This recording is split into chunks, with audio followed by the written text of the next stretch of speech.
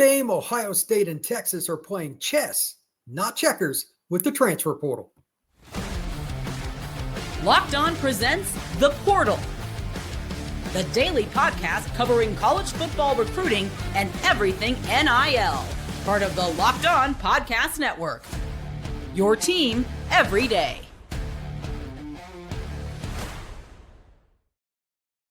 Welcome back into the Portal Podcast, where you get your daily transfer portal, NIL, and recruiting news. I'm your host, Brian Smith, longtime college football writer and recruiting analyst. Thank you for making the Portal Podcast your first listen each and every day. Today's show is brought to you by our friends over at FanDuel. Right now, new FanDuel customers can get $250 in bonus bets when you win your first $5 bet. We are going to be talking about some commitments, some interesting entrants into the portal, and why some more players haven't got in yet. As a reminder, today is the last day for the transfer portal to be open. You do not have to sign, but you do have to get your paperwork in before the end of the day. Also, to start the show right now, Notre Dame, Ohio State, and Texas. Why are they doing so well in the portal, and what is the key to their success? That is my take today, and it's right now. First things first, everybody wants to talk about what players you added from another roster. It's the exciting, it's the cool thing. The most important thing for winning is keeping players on your roster, the stuff you never hear about. Period. Who stays on the roster? Spend your NIL and your development and everything else, all the money that goes into your coaching, your training. Don't train somebody for a year or so, get a little bit out of them, then not pay them, and watch them go play for your rival. Notre Dame, Ohio State, and Texas have done that. Here's an example. Between the three of them, as this show starts, I mean, this could change in the next 5 minutes, but between the three, there's only 25 players they've added from the transfer portal total. As an example of another program that's good, but has to do it a little differently, Ole Miss has 29 by themselves. You win with high school recruiting, and then you keep them on your roster, develop them, and when they start to earn it, you pay them to stay. That is the number one thing with the transfer portal. The Irish, the Buckeyes, and the Longhorns are doing an excellent job with that. They don't lose many players that they really want to keep. Number two, and this is not really surprising here, these are programs that should and do go out and get elite players from the portal that make a difference. Guys at offensive tackle, guys at defensive tackle. I'll talk about Texas in a second. They have killed it at defensive tackle. And players that will fit needs. They're not just throwing around NIL money because they can. They all have insane amount of money to spend. But the Irish, the Buckeyes, and the Longhorns, they find fits. They lose an NFL player, they replace him with a future NFL player. Sounds simple, but they do a great job of scouting, not just for talent, but fits for their programs. If you want to be an elite program, and in my opinion, those are the three best moving forward, you have to be able to do this. If you don't, you'll find yourself getting your butt beat in the playoff. It's one thing to make it. It's another thing to make a run.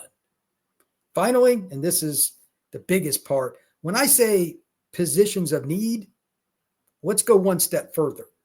There are premier positions. When you miss out at quarterback or defensive tackle or corner, you're in trouble. So let's give an example here.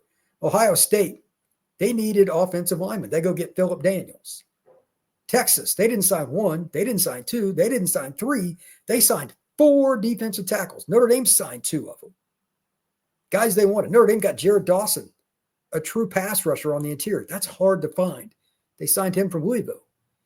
If you get players at positions of need, that's one thing, but getting them at those spots that are also the game changers for who wins games, that is the absolute magic elixir.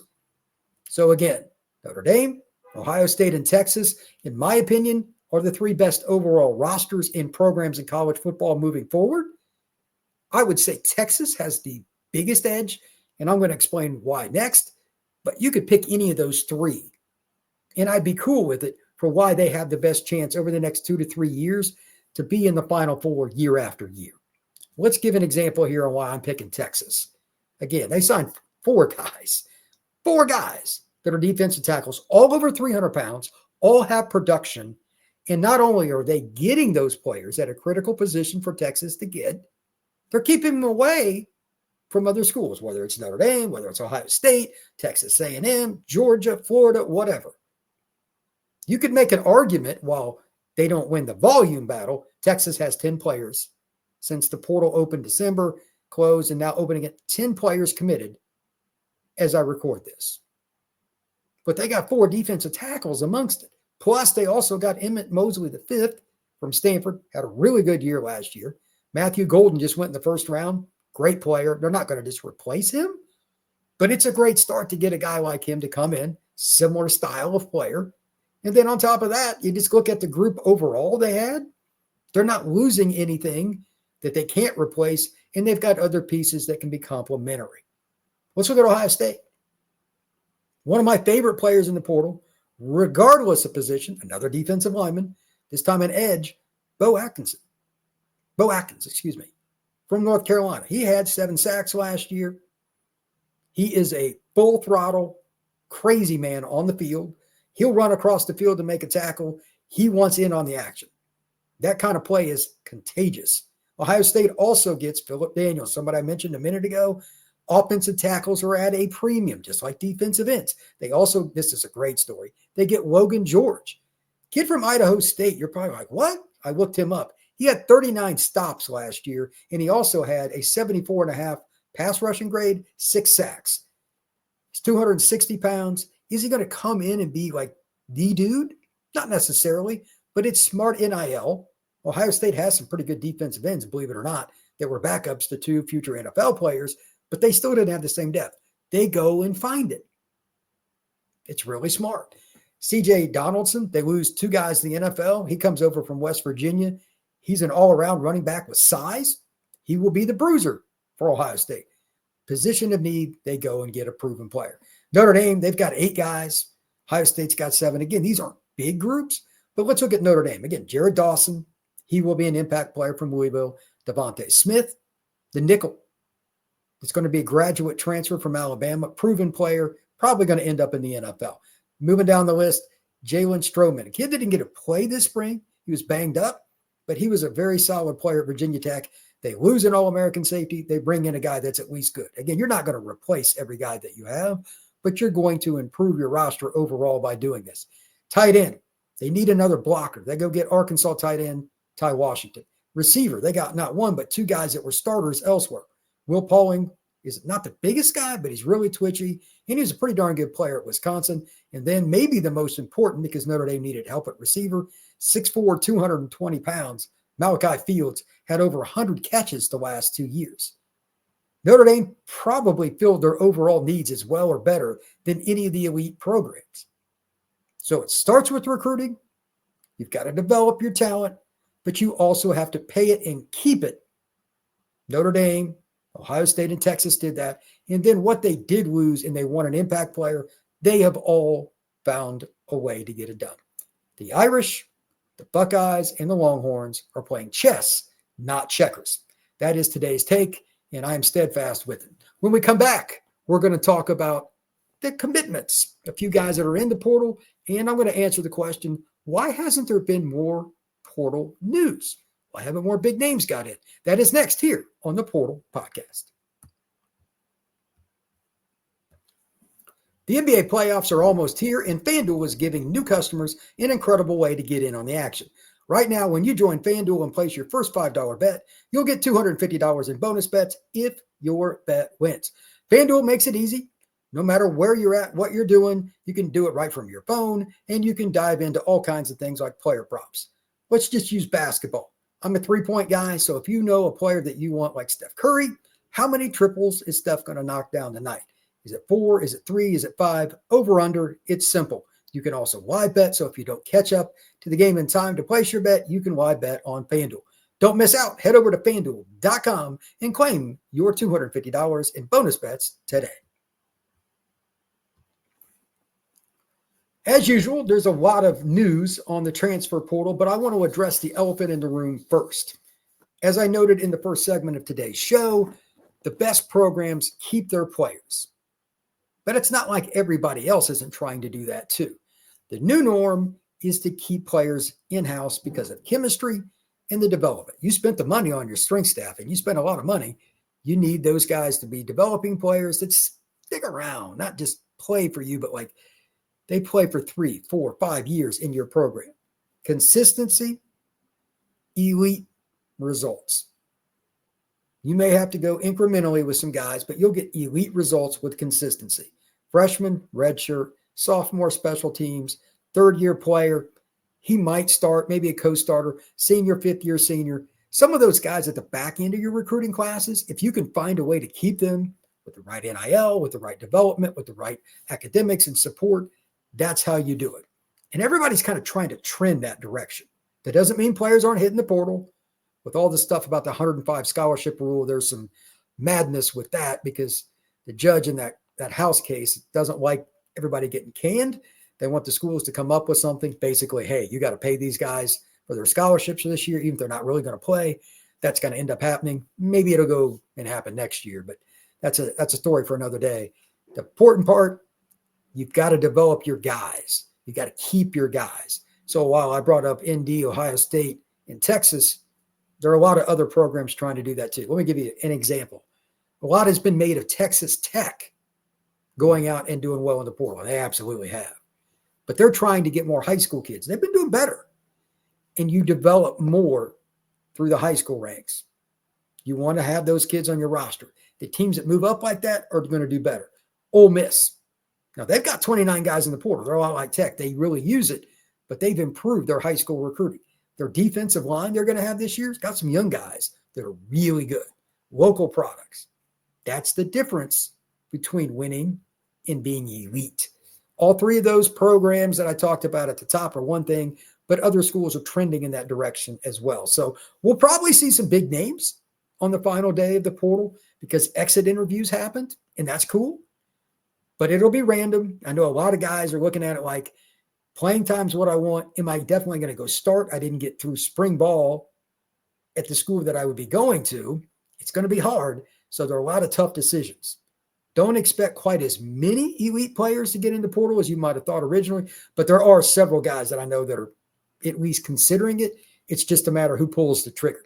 Now, on to some portal news. And speaking of a smart decision, I love this decision by the University of Alabama. Another guy that he knows what he's doing. He's playing chess, not checkers. Kalen DeBoer for the Crimson Tide. They're bringing in Troy Brody from Troy, Brody Dalton, the tight end, 6'5", 250. He's not been dominant at Troy, but he's a fifth-year senior. He's 250 pounds, and they want to run a multiple offense using tight ends, H-backs, different things to utilize in the run game and pass game. Now, Brody's not a dominant player again, but he's got a lot of experience, and here is the key. When you look at Pro Football Focus, where did he play? Tight end is a very generic term. So in the backfield, 104 snaps at Troy. Inline, right? Traditional, sitting right there next to the tackle. That's a place. He was 378 snaps. But he also played another 57 in the slot. Is Alabama getting a dominant guy? No. A good role player to help fill out what they're trying to do offensively? Absolutely. This is the difference between winning and being elite. Alabama's stock up. I really like this move. And while his grades on PFF are just okay, they have a guy that can help run 12 personnel, goal line, short yardage. You need those in the SEC because it is an alignment league. 250 pounds. He's been through the weight program for multiple years. This is really good decision by Alabama. Next, Mississippi State. How about this? I did not see this one coming. 6'5", 330 pounds, Blake Steen, going from Virginia to Mississippi State. Offensive tackle. He has started more than 10 games in his career. 732 snaps last year just at right tackle. So obviously he's durable. He gave up 2 sacks last year for Virginia. Mississippi State, I like it. They've got a long way to go to get better, but this is a guy that could have played at a lot of programs. So Mississippi State ponied up some cash. There are a lot of tackles in the portal that people want, especially 330 pounds. Good for Mississippi State. I like to see some of the schools not named Bama or Notre Dame or High State, etc., Get some of these kids. It's cool. Maybe Mississippi State has a little bit of a revival. Just for the record, Steen last year, offensive grade by PFF, 63.6, run blocking, 69.3, pass protection, 60.9. This will be the second full year coming up that he has a chance to be a starter. He's going to be a guy that has a couple years to play. He's going to be a redshirt junior. So Mississippi State might have plug and played with their right tackle for the next 2 years, and he has played left tackle a little bit. Maybe as a fifth-year guy, Blake Steen will move out to left tackle, kick across the line from one side to the other. Who knows? But that's a big pickup for Mississippi State. And again, it's great to see a team other than the truly elite programs get one of the top tackles. Now we're just going to kind of run down the list here. I've mentioned this before, but just a reminder, former big-time quarterback recruit out of St. John Bosco, went to Ole Miss. Now he's in the portal again, Pierce Clarkson. He's not played much. He hasn't had a chance yet, but he can spin it. Like, he can throw the football. Just hasn't had an opportunity. Ole Miss has got a lot of good quarterbacks. We'll see where he ends up, but he's a good player. UTSA kicker going to Oklahoma. Tate Sandell, the Sooners find their guy. Caleb Brown from Hawaii will be visiting, among others, Virginia Tech, Virginia, and Florida State. He's originally from Anniston, Alabama. That's got to be wild. He played at Hawaii. That is a long, long way home from him. All right, we've got Trevor Pena. I don't know if I believe this, but the insider on the 24/7 Syracuse page is picking the slot receiver to go to Penn State. If this happens, it's a massive deal. Trevor Pena is a dude. If he goes to Penn State, that really changes things. They kind of move into that, in my opinion, that threesome with the Irish, the Buckeyes, and the Longhorns for one of the top programs in the country. You eventually got to spend, and Penn State's been coming around on that, but you really got to spend at some point. We'll see what happens. Another guy in the portal that's intriguing, but he's very, very raw. Talked about him before, DeAndre Robinson, over 300 pounds, defensive tackle, played at Orlando Jones, signed with Texas, transferred to Florida, and now he's back in the portal. Can't teach size. Somebody's going to take a chance on him, but he does need some development. Former freshman starter at Colorado, Caleb Cash. He's going to Texas Tech. We've talked about Tech a little bit. This kid's got 3 years of eligibility. They are making some moves. They will probably be one of the better teams in the Big 12 this year. I think they'll be top 4. We'll see how it goes, but I really like what Coach McGuire is doing. He's getting some more players from the high school ranks, but they're still going into the portal because they have to help bridge that gap, especially in their upper class, to get elite players. Dylan Risk from UCF to Stanford, the former starting quarterback for the Knights, goes to the West Coast. Saeed Gibbs, Georgia Tech to Kansas, former corner. I don't know much about him, but I found it interesting that he stayed in the Power 4. Roderick Pleasant, a kid, went from Oregon to UCLA. He was pretty highly recruited. Didn't get it done at Oregon, so he's moving on to UCLA. Offensive lineman Ja'Kai Moore. South Carolina, big boy, 300-pounder. He's headed to the portal. There aren't a lot of linemen. Don't be surprised if he's not out and finding a new home really quick. Tight end Landon King from Utah to Duke wraps it up. So again, today, the overall theme here is chestnut checkers, Notre Dame, Ohio State, Texas. You can pick whichever one you want for the best program. You can make arguments for the next 5 years. If I had to pick, I'd say Texas, but it's iffy. They got Arch, so I'll go that route. But those programs, again, they're picking the right kids out of high school, but when they go to the portal, they get guys they really need. They develop. They use NIL when they need to strategically to keep guys on their roster. And then when they also go into the portal, they get guys at positions that are critical to winning in general. D-tackle.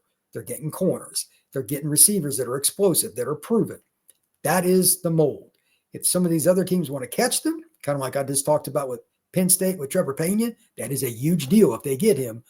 You're looking at a situation where there's been a little bit of separation. Georgia might be headed back in that group. We'll talk about them soon. Bama's on that edge. We have a really fascinating next couple of weeks because some of these kids that are in the portal are making visits. I just talked about one of them, the Caleb Brown kid from Hawaii.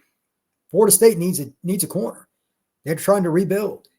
That's a big deal. Every one of these little decisions matters.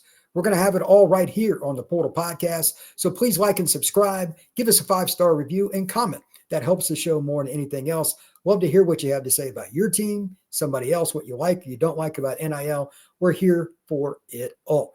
Like and subscribe. Like I said, we will see you again soon on the Portal Podcast.